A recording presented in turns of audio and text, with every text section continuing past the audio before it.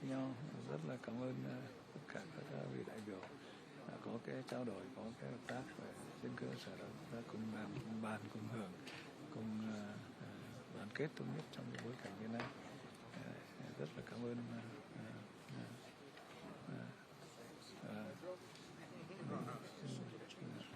kênh tiếng Anh, tiếng Anh vào, ta nghe được không?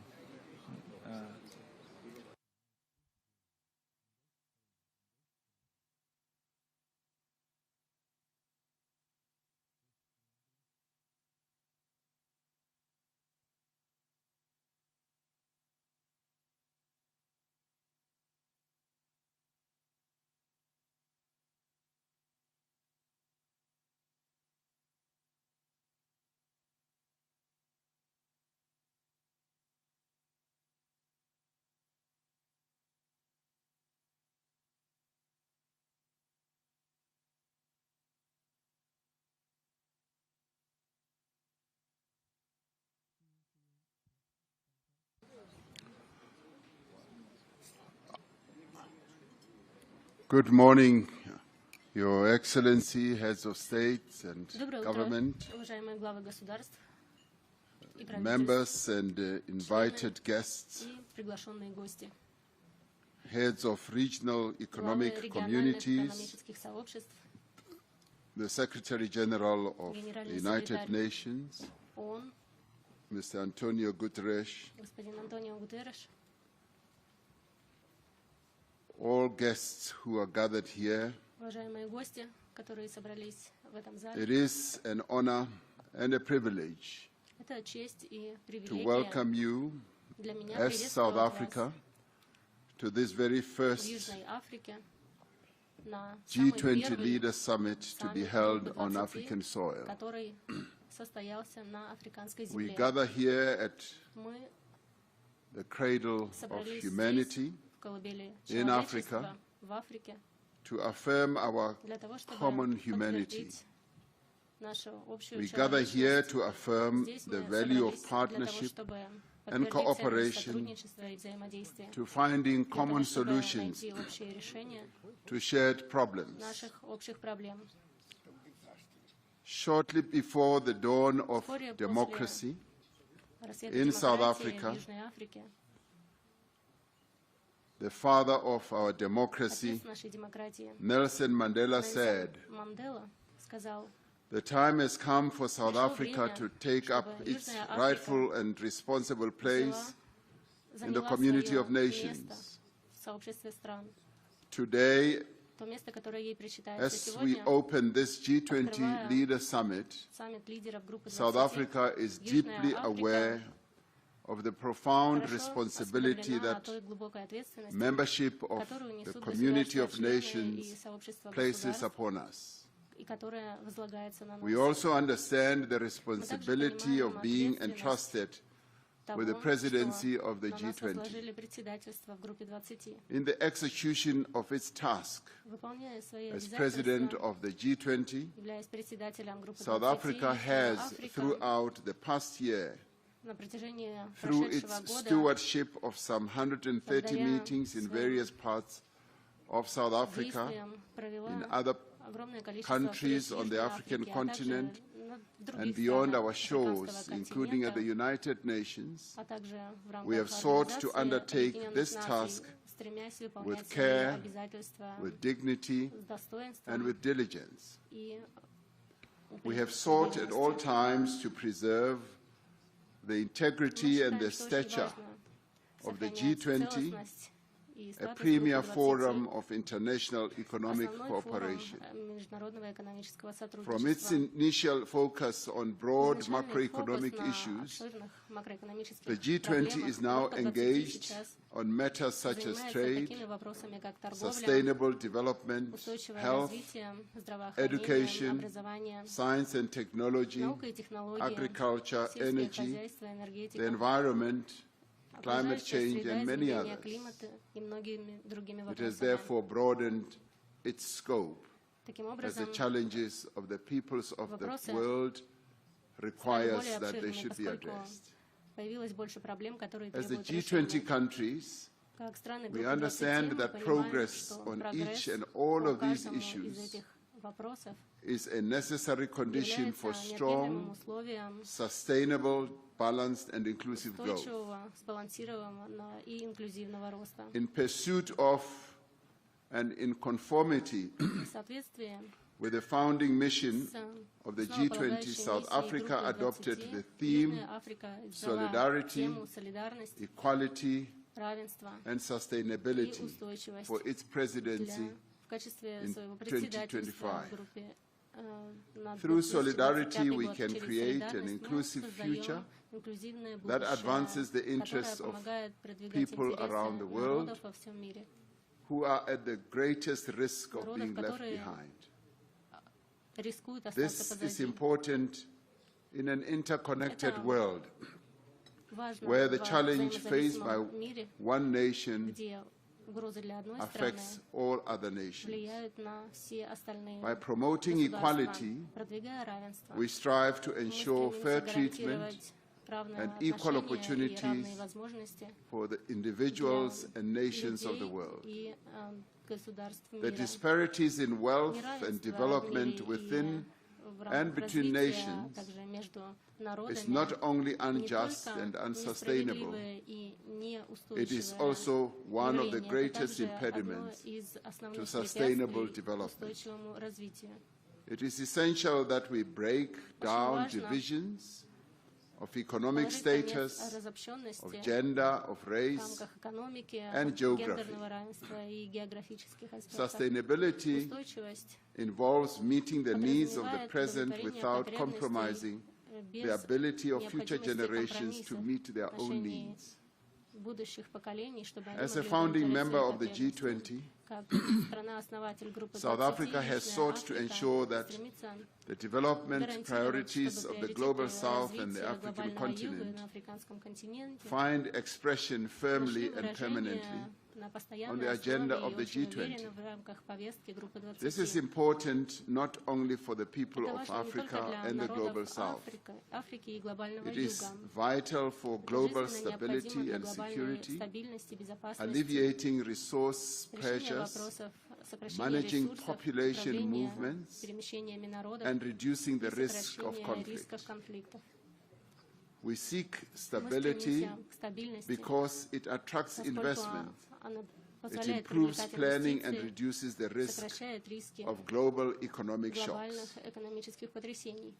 And we prioritize inclusive and vibrant markets because they are able to drive innovation and efficiency. Thriving economies lift people out of poverty. They encourage greater investment and trade, and they generate the revenue needed to invest in public goods. The threats facing humanity today, from escalating geopolitical tensions, global warming, pandemics, energy and food insecurity, to inequality, unemployment, extreme poverty, and armed conflict, jeopardize our collective future. It is therefore essential that we make greater and faster progress towards the achievement of the United Nations Sustainable Development Goals by 2030. We welcome the Seville Commitment adopted in June this year, which sets forth a renewed global framework for financing for development. We must use this framework to catalyze development investments at scale in developing economy countries. We must continue the reform of the international financial architecture, ensuring that institutions are strengthened and are more inclusive and are equipped to meet the challenges both of the present and the future. At the beginning of our G20 presidency, we identified 4 high-level priorities. Firstly, we focus on action to strengthen disaster resilience and response. While climate-induced natural disasters affect countries around the world, they have a particularly devastating impact on countries that cannot afford the costs of recovery and rebuilding. We have agreed that it is essential for the global community, international finance institutions, development banks, and the private sector to scale up post-disaster construction. Secondly, we agreed that we must take action to ensure debt sustainability for low-income countries. The G20 needs to renew its efforts to advance debt sustainability while at the same time laying emphasis on those countries in the global south that are suffering from debt repayments. Thirdly, we said we should mobilize finance for a just energy transition, increasing the quality and quantity of climate finance flows to developing economy countries. Fourthly, we emphasized the importance of harnessing critical minerals for inclusive growth and sustainable development through the beneficiation of the minerals at the place of extraction. In addition to these four priorities, we have prioritized issues of inclusive economic growth, industrialization, inequality, unemployment, and security and artificial intelligence. Much of the work of the past year will be presented and considered at this meeting. We commend in particular the G20 at 20 review, which provides a detailed account of the path that this organization has traversed as the G20. It describes both our achievements and our challenges and makes proposals on how we can organize ourselves to be more focused on our core mandate.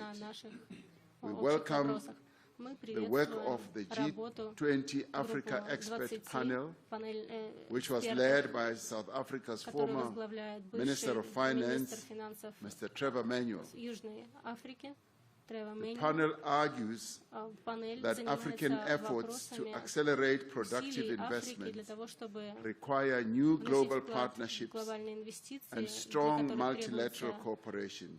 It calls on the G20 to support this effort by building a global policy framework that unlocks long-term finance and lower costs and investment at scale.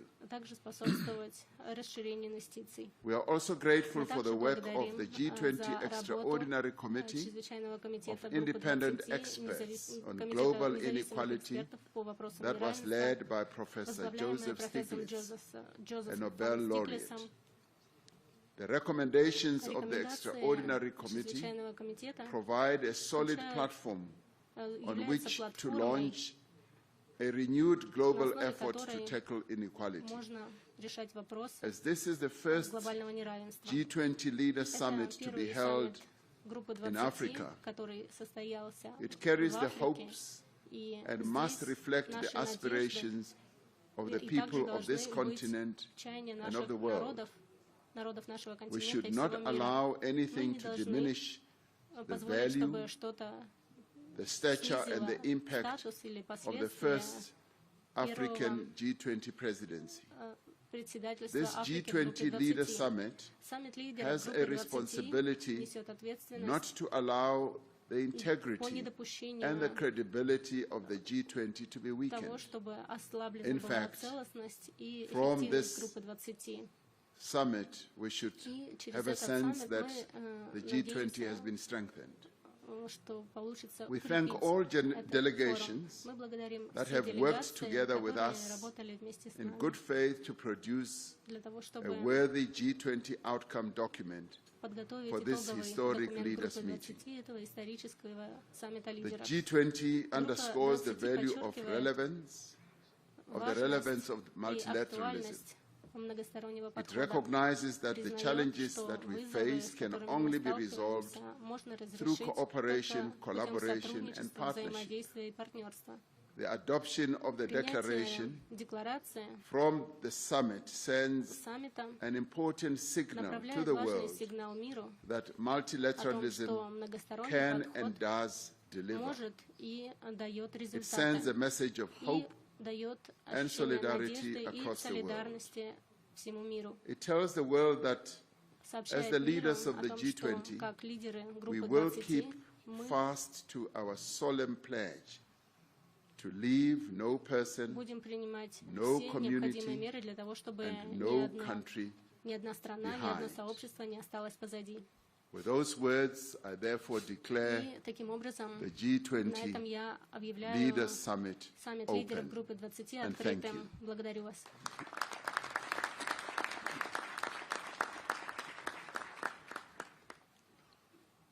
Your Excellencies, please allow me to take you through Day 1 of the program. Session 1 will focus on inclusive and sustainable economic growth. This session will be followed by presentations of the recommendations of the reports of the Africa Expert Panel and the Extraordinary Committee of Independent Experts on Global Inequality. We will then have a working lunch, and this will be followed by a family photo. And I thank you for your attention and look forward to a fruitful discussion. Now, in discussions with a number of delegations here, there's been overwhelming consensus and agreement that one of the other tasks we should undertake right at the beginning is to execute the task that we have come here for principally, which is by overwhelming consensus to adopt our declaration. Now, I should precede this by remembering what a Roman philosopher called Pliny, the elder, once said. He said to have said, ex Africa semper aliquid novi, meaning out of Africa there is always something new. So something new always does come out of Africa. So with that, we would like, therefore, okay. I'm told that the cameras are still on. They should be off. I don't know why that is so.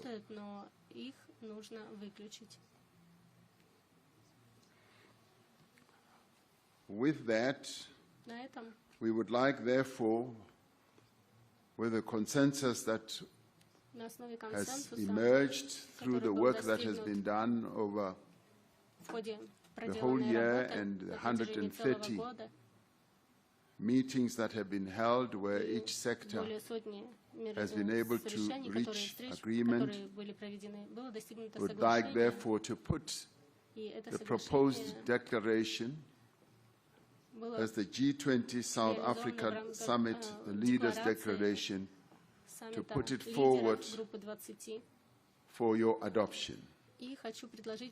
Do I have the support that we should go ahead and start off?